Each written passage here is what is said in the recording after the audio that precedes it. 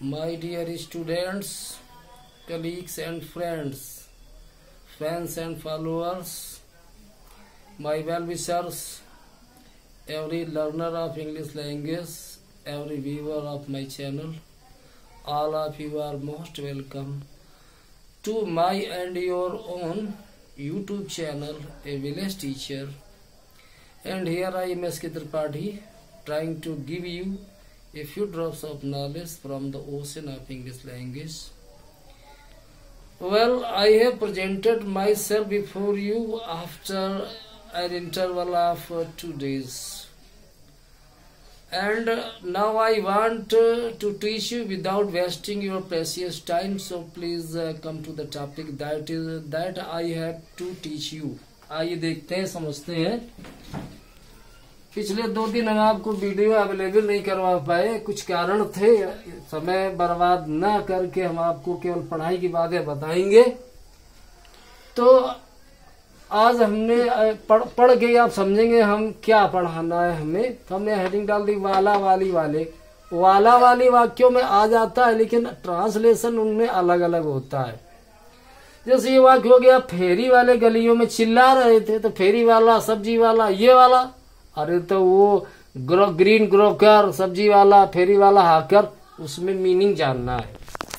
तो हमने अंग्रेजी बना दी, फेरी वाले गलियों में चिल्ला रहे थे, द हाकर्स वेयर हाकिंग। यहाँ क्या समझना है कि हाकर जो फेरी वाले होते हैं, हाक माने गला खखार, हाक माने बाज होता है, SW के बाज, और हाक माने जब गला खखारते हैं तो उसको अंग्रेजी हाक, जैसे उल्टी करना, वॉमिट है, ऐसे गला खखारते हैं, जो थूकने के लिए खखारते हैं, तो उसकी हाक अंग्रेजी SW के। तो चिल्लाना भी हाक है। तो फेरी वाले क्राइंग नहीं, ऐसे फालतू में वीपिंग क्राइंग नहीं, हाकिंग, सामान बेचने के लिए चिल्ला रहे, इसलिए हाकिंग अंग्रेजी बढ़िया है, SWKING। The hawkers were hawking in the streets, फेरी वाले गलियों में चिल्ला रहे थे। ये इसका बढ़िया ट्रांसलेशन है। पिताजी अब दफ्तर जाने ही वाले, फेरी वाले अब यहाँ वाले आया, पिताजी दफ्तर अब जाने ही वाले, ये वाला। तो अबाउट टू का प्रयोग करते हैं। The father is about to go to office, about to. अगला वाक्य देखो वाला, टोकरी वाली लड़की ने विलियम सी डगलस को बहुत प्रभावित किया। एक गर्ल विद बास्केट से ले लिया वाक्य। तो टोकरी वाली लड़की ने विलियम सी डगलस को बहुत प्रभावित किया। टोकरी वाली लड़की, नीली आंखों वाली लड़की, टूटे हुए हत्थे वाला छाता, ये वाला अंग्रेजी तो विथ प्रीपोजिशन बनाते हैं। आपने पढ़ा भी है, गर्ल विथ ए बास्केट, टोकरी वाली लड़की। The girl with a basket, टोकरी वाली लड़की ने impressed William C Douglas, William C Douglas को प्रभावित किया, वेरी मच, बहुत ज्यादा। अगला वाक्य, एक नीली आंखों वाली लड़की ने मुझे एक टूटे हुए हत्थे वाला छाता दे दिया। अब दोनों में वाला प्रयोग कर दिया, नीली आंखों वाली लड़की और टूटे हुए हत्थे वाला छाता। उनकी विशेषताएं विद से, और एडजेक्टिव क्लास में चले जाए तो उनकी विशेषताएं विच से, हु से, व्हाट से, ऐसे बनाते जब पढ़ेंगे आप एडजेक्टिव क्लास। लेकिन यहाँ तो सिंपल सेंटेंस है, विद प्रीपोजिशन से बनाएंगे। तो एक नीली आंखों वाली लड़की ने एक गर्ल विथ ब्लू आइज, एक गर्ल विथ ब्लू आइज, ऐसे। गेव मी एन अम्ब्रेला, मुझे एक छाता दे दिया। अब उसकी विशेषता बाद में, लंबी विशेषता अगर एक शब्द में तो पहले लिख दी जाएगी। विशेषता किसी शब्द की ज्यादा थोड़ा बड़ी है, कई शब्दों में है, तो बाद में लिखी जाती। तो गेव मी एन अम्ब्रेला, मुझे एक छाता दिया, विद ए ब्रोकन हैंडल, टूटे हुए हत्थे वाला। एक गर्ल विथ ब्लू आइज, नीली आंखों वाली लड़की ने गेव मी एन अम्ब्रेला, मुझे एक छाता दिया, विद ए ब्रोकन हैंडल, टूटे हुए हत्थे वाला। अब वाला, अब क्या होने वाला है, तो अब क्या होने जा रहा है, what is about to happen now, ऐसे वाला बना दिया। अब ये देखिए, ये कलम उस वाले से ज्यादा अच्छा, उस वाले से। बड़ा वाला भाई छोटे वाले से ज्यादा होशियार था। बड़े वाले का नाम अमित था, छोटे वाले का नाम अनिल था। वो वाला तो वन से बनाते हैं। तो ये कलम उस कलम से ज्यादा अच्छा है, दिस पेन इज बेटर, ये कलम ज्यादा अच्छा है, देन दैट वन, उस वाले से वन। अच्छा, अंग्रेजी बराबर आती रहती है। आप चाहे डायलॉग ऑन सिविलाइजेशन पढ़े, आप चाहे वो क्या नाम टॉर्च बियरर्स पढ़े, रीडिंग में तो सब कुछ मिला करता है, चाहे वो मीनिंग हो, ट्रांसलेशन हो, grammar, reading makes man perfect. तो आइए अब जो ये वाला अबाउट वाला आया था, पिताजी दफ्तर जाने ही वाले हैं, father is about to go home, इस पे थोड़ा हमने विस्तार से वाक्य बना दिए हैं प्रेजेंट और पास्ट में, उनको समझिए। यूज ऑफ अबाउट टू, तो प्रेजेंट में 4-5 वाक्य शुरू में। गाड़ी अब स्टेशन पर आने वाली है। The train is about to arrive at the station now. The train is about to arrive at the station now. About to वाला, वाली, वाले। अब बारिश होने वाली है। It is about to rain now. मेहमान अब जाने ही वाले, जाना, छोड़ना, जहां जगह छोड़ने वाले, प्रस्थान करने वाले हैं। The guests are about to leave now.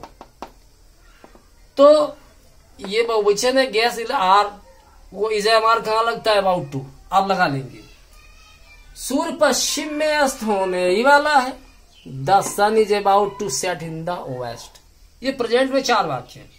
और थोड़ा पास्ट में लंबे वाक्य हमने पहुंचा दिए। जहां टफ होगा वहां थोड़ा रुक के मैं समझाऊंगा, और जहां इजी मैं यूं ही पढ़ता चला जाऊंगा। वाक्य तो हमने काफी बना दिए, थोड़ा मुझे अच्छे लग रहे थे, मन में आते चले गए, मैं लिखता गया।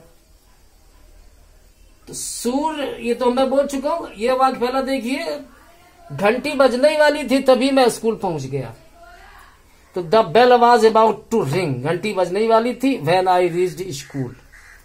तो ये बीच में बनाया कंपाउंड कॉम्प्लेक्स के एडजेक्टिव क्लास कंपाउंड, वो विवरण मैं आगे दूंगा। यहाँ समय नष्ट करने में आप समझ भी नहीं पाएंगे, और जानते होंगे तो जान रहे हैं, वरना इतनी जल्दी आप नहीं समझे। उसके लिए तो पूरे 1-2 वीडियो देने पड़ेंगे। तो ऐसे समझो, केवल वाला समझिए। The bell was about to ring, घंटी बजने वाली थी। व्हेन वी रीच्ड स्कूल, जब हम स्कूल पहुंचे, या जब भी हम स्कूल पहुंच गए तो घंटी बजने ही वाली थी। जब घंटी बजने वाली थी तब मैं स्कूल पहुंचा। When the bell was about to ring, जब घंटी बजने वाली थी, कामा आई रीच्ड स्कूल।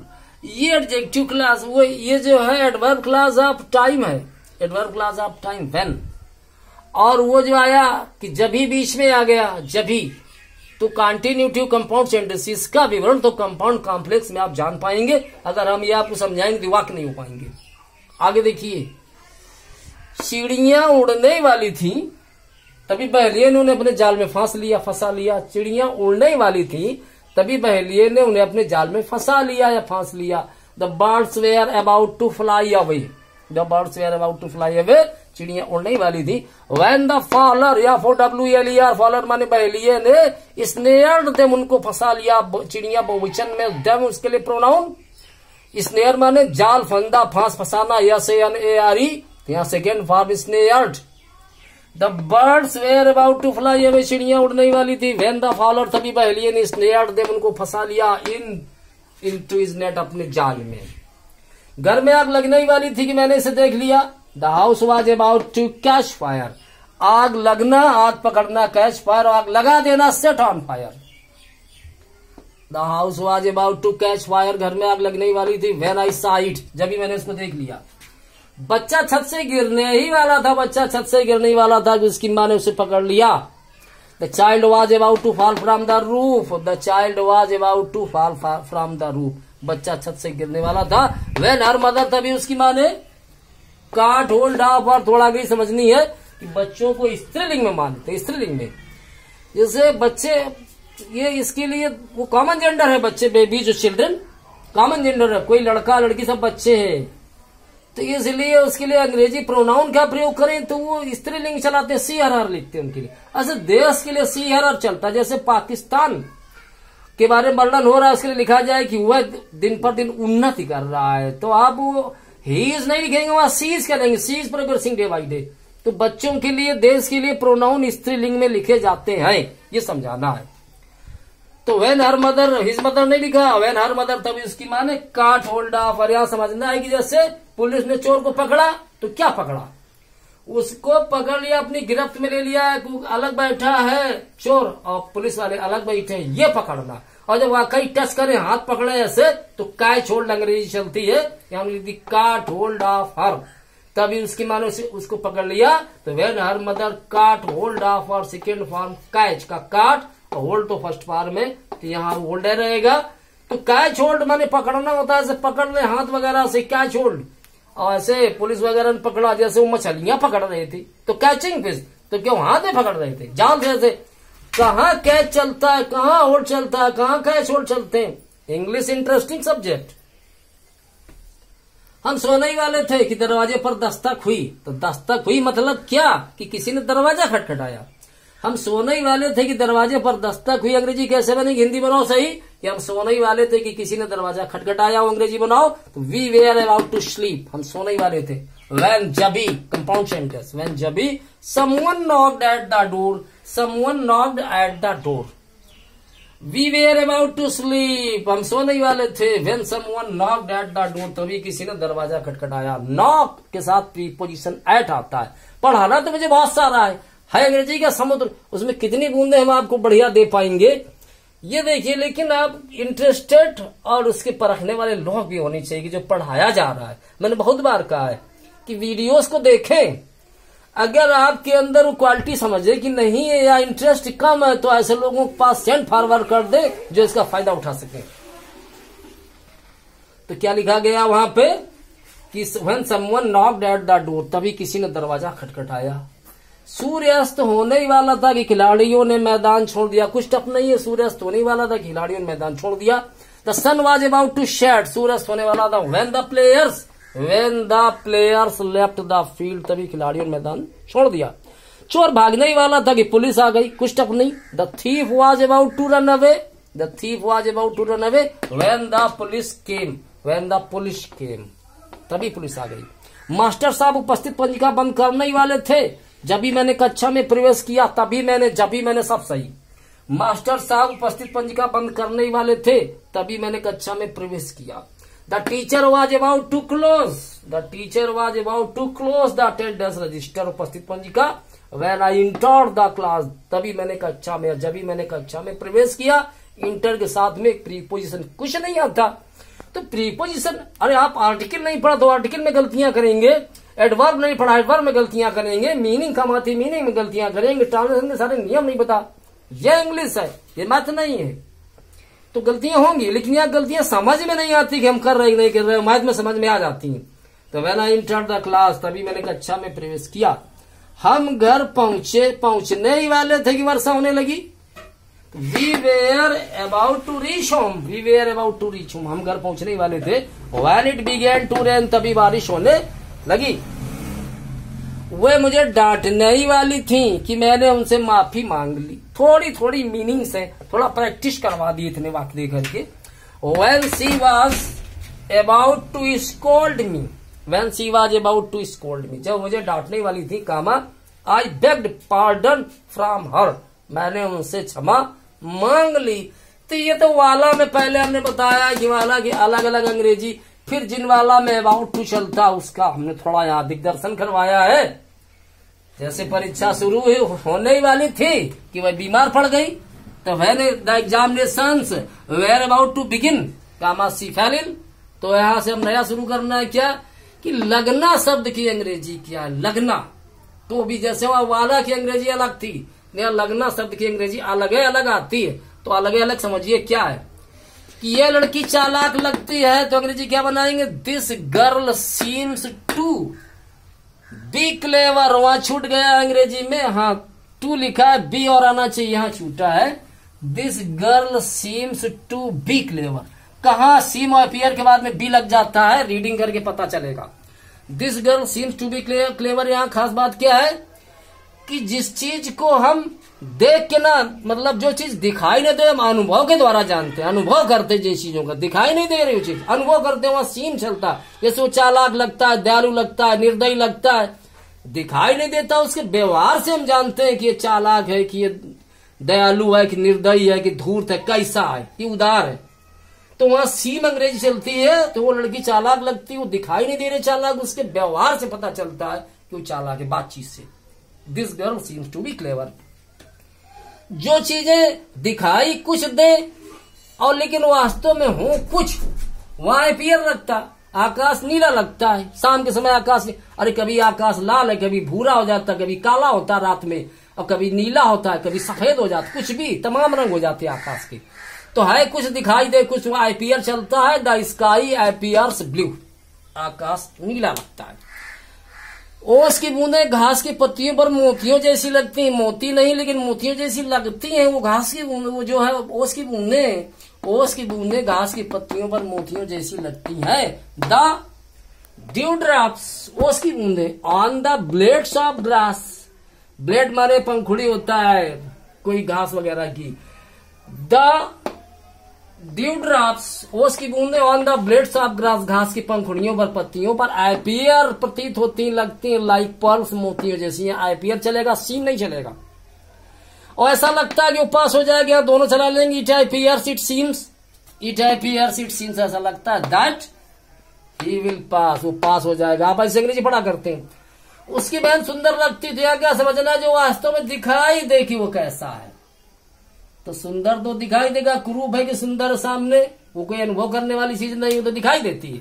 तो वहां लुक, उसकी बहन सुंदर लगती है, हर सिस्टर लुक्स ब्यूटीफुल, और तुम सुंदर लगते हो, यू लुक हैंडसम, ऐसे कुछ भी। ये संतरे खट्टे लगते हैं, जो स्वाद के द्वारा जाने कैसे हैं। वहां टेस्ट अंग्रेजी चलती है लगना की ये संतरे खट्टे लगते हैं। These oranges taste sour, these oranges taste sour, ये संतरे खट्टे लगते हैं। इस फूल की महक अच्छी लगती है, जो सूंघने से पता चले कैसा लगता है। वहां स्मेल अंग्रेजी चलती है, इस फूल की महक अच्छी लगती है। This flower smells good. और किसी वाक्य का अंग्रेजी में अनुवाद करने में, मुझे जरा भी समय नहीं लगता है। किसी वाक्य अंग्रेजी में अनुवाद करने में मुझे जरा भी समय नहीं लगता है। अब बहुत आदमी अंग्रेजी पढ़ते हैं कि हाई स्कूल में द एन्चेंटेड पूल, युधिष्ठिर को जरा भी समय नहीं लगा है समझने में कि उनके भाई बेहोश कैसे हुए। उनके उत्तर देने में जरा सा भी समय नहीं लगा। तो ऐसे टेक टाइम, तो आई टेक नो टाइम, मुझे जरा भी समय नहीं लगता है इन ट्रांसलेटिंग, अनुवाद करने में, एनी सेंटेंस, किसी भी वाक्य का, इनटू इंग्लिश, अंग्रेजी में। आई टेक नो टाइम, मैं जरा भी समय नहीं लगाता हूं, मुझे जरा भी समय नहीं लगता है इन ट्रांसलेटिंग, ट्रांसलेशन करने में, अनुवाद करने में, एनी सेंटेंस, किसी वाक्य का, इनटू इंग्लिश, अंग्रेजी में। अगला वाक्य देखो, मीठा बोलो क्योंकि इसमें कुछ लगता नहीं है, यानी इसमें कोई कीमत नहीं लगती। वो थोड़ा शॉर्ट में जो हिंदी बोल दी, मीठा बोलो क्योंकि इसमें कुछ लगता नहीं, अर्थात इसमें कोई कीमत नहीं लगती, इसमें कुछ खर्च नहीं होता।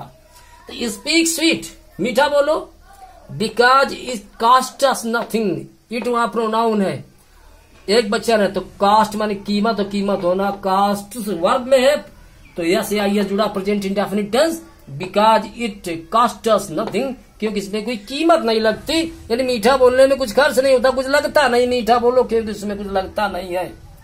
और रिश्ते में वह तुम्हारी क्या लगती है, ये अंग्रेजी कैसे बनाएंगी। तो what is your relation with her, what is your relation with her, उसके साथ तुम्हारा क्या रिश्ता है, अर्थात रिश्ते में तुम्हारी वो क्या लगती है।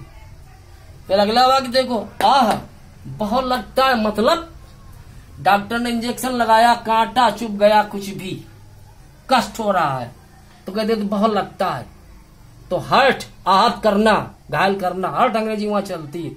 ये तो लिखा है मैंने, अंग्रेजी बनाया, आह बहुत लगता है, अंग्रेजी बना दी ouch, it hurts much. Ouch वो इंटरजेक्शन है, आउच कहाँ लगता है। जब मैं इंटरजेक्शन पढ़ाऊंगा तो आप मेरे सारे वीडियोस देखेंगे, लेकिन देखते ही कहाँ है।